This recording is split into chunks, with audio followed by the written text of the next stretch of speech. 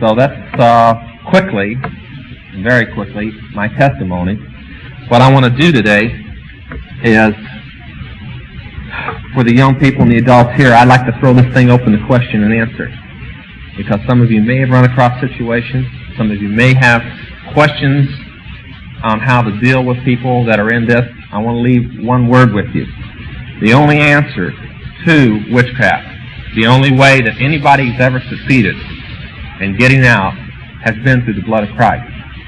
Everybody else who's ever tried to get out of witchcraft, and I want to leave this with you, witchcraft is real and supernatural. I remember the minister who witnessed to me said that until he found his daughter in it, he was always, and he was a Baptist pastor, was always raised to believe that witches were fables that flew around on broomsticks on Halloween night. And all of a sudden he woke up and found it was very real. And if you want to find out the power behind it and how it can be defeated, I suggest the 16th chapter of Acts. Paul handled it very nicely. And it's one thing that I can testify to all the teenagers considering the lies that you're born with witchcraft, which is the lie that they give you. When I was saved, and the pastors there at the Baptist church called the demons that were inside me out, I lost all that power of witchcraft. I've never regretted it. If the power came from demons, I don't need the demons. So before you teenagers start fooling around with the astrology charts and the Ouija board, check out the 18th chapter of Deuteronomy and find out you'll pick up a demon from doing it. And you pick up one, you keep on going. My foster mother wrote a book, and she said, doing one spell or practicing one seance in witchcraft is like jumping off of a tall mountain or a skyscraper. There's no turning back. It is the strongest addiction that I know. Dave Wilkerson said that he has seen people go through withdrawal from drugs many times, but seeing one witch go through withdrawal from the occult shattered his mind. And I've helped thousands of people through withdrawal from witchcraft and withdrawal from drugs. And once you've seen the withdrawal that a person goes through from being in witchcraft, you'll think that drugs is something you practice in kindergarten.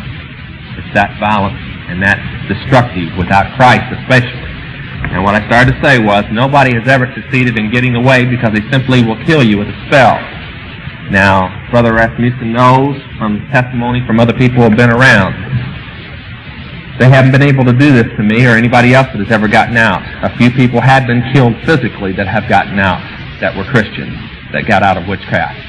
And they've tried this with me and my wife and so on, but they've never succeeded, and we're still very, very much alive. But we have to depend totally upon Jesus to stay in that situation. Now, before any of the young people decide that witchcraft's a groovy thing, they will tell you you can get out anytime you want. But once you're in, there's a bounty on your head should you ever leave. And I don't care if you're 13 or 14 years old, the bounty starts at $10,000, and they send a professional. They don't send an everyday person. If you're wondering why I'm still alive, it isn't easy. I've got the bullet holes in the buildings and the bombed-out buildings and everything else to the record, and I'm saying that Jesus kept us alive in every situation.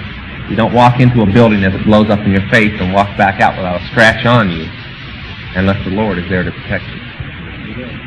And this occult is very dangerous. Chick Publications did The Broken Cross, which will be on sale back here today. It's the only tract that I know of that has saved people out of witchcraft. And they did this book, and because of it, they moved to another building with bulletproof glass and bomb-proof walls. That's the situation. The artist draws his stories at home now in a dwelling that they don't know where he is, rather than try and drive to work and be in danger. And Jack, his staff is always on him to be more careful because they're trying to drive him off the road and stuff. We try to get him to drive a Cadillac that might stand up a little, but he says the Lord can protect him in his Toyota as well as a Cadillac, so he keeps on driving the Toyota. But that's the situation. It is no joke. It is a serious situation. The occult gives up less people to conversion than any other thing. And it's not because they don't want out. They desperately want out. We went to Minneapolis to where they had a convention. We took 10,000 of the Broken Cross there to distribute free, and they were so afraid of this book coming, they canceled the convention. Rather than let it fall in the hands of the people who would be coming from across Europe and across the United States to attend. But people came into our meetings there that came anyway, and they listened, and when they were done, they asked my wife and myself and other ministers, if you can put us in a safe place of protection, we'll come out. They want out. They know that Christianity is the only way, but they're physically afraid to come out. You think the mafia has fear, for those that have been watching The Godfather or something? It holds no fear compared to the occult people coming after you. But we are believing that we will have this situation. Brother Rasmussen will be one of the few people in the United States who will know how to get converts to the refuge that we're preparing. So we're preparing a place not for them to go permanently and hide, but for them to grow in the Word and in physical strength so they can go out on their own and live. And Jack Chick will be putting in the back of all his publications on the occult the phone numbers of the different things, and you'll be one of the phone numbers that people can reach and say, we have a convert that's been won out of the occult. How do we get him to this refuge place? And he will be one of the few people in the United States that will know where this place is in the mountains. It'll be that well guarded. So we just ask your prayers and your questions now if you've got some. Yeah. Well, 12 years old girls are big, more or less. They've been known to get down to 10, but they usually start at 12 or 13 and go to 25. And for the people who like to hitchhike, this is how they pick them all up. And of course, the police will just tell the parents the kids run away from school. They use them for sexual and for sacrifice, human sacrifice purposes. For those that are wondering if that is an accident, you're in LA County here, right? The LA County Sheriff's Department has a very secret undercover thing. I don't even know if you can find out if it exists, but I talked to them. It's called the Occult Squad. They told me in '73 that they found 35 bodies of girls in Los Angeles County that year, and I talked to them in December, that they knew to be human sacrifice, which they listed as rape cases to keep it from the public. The statistics that came in so far this year are close to 125, and the year's not even over. Now that's girls that have been used for human sacrifice. And if you'll notice, there's quite a few rape cases that happened around Halloween that are in the news right now. And from what we can find out, the circumstances that each death fits human sacrifice. But you'll never hear it, that's the reason. We turned in 4 different people that were responsible in the area that I knew about to the Los Angeles County Sheriff's Department, and they arrested all 4. They got convictions, and in every conviction they listed it as rape, killing. And they knew better. Yes. Yes, it is. It's listed in the 18th chapter of Deuteronomy as converting with necromancy or familiar spirits.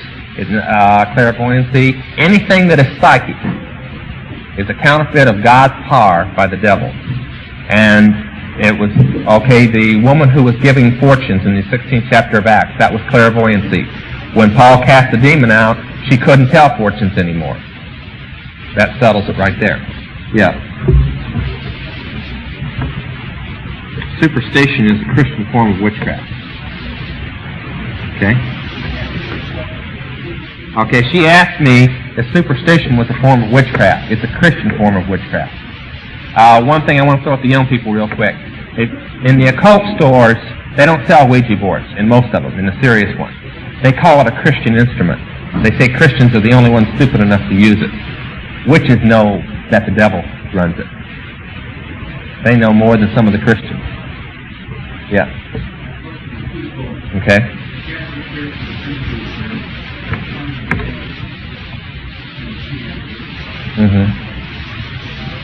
You want an answer on that?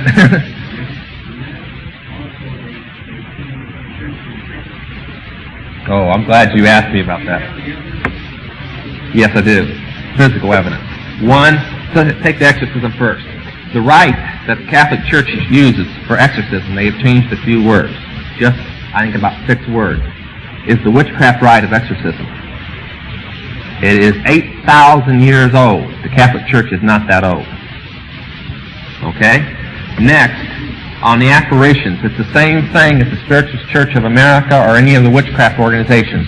It's called auras. And if you'll notice, none of them are pure white. Now, coming out of the occult, I know the system of collars. And the principality, there's 7 of them. And all the demons under them go by the collar of their leader, their generals. And the occult demon, Regia, appears as a blue snake or a blue mist. I've heard thousands of reports, including Jean Dixon, that her guides, her spirit guides, familiar spirits, are blue in nature when they communicate with her.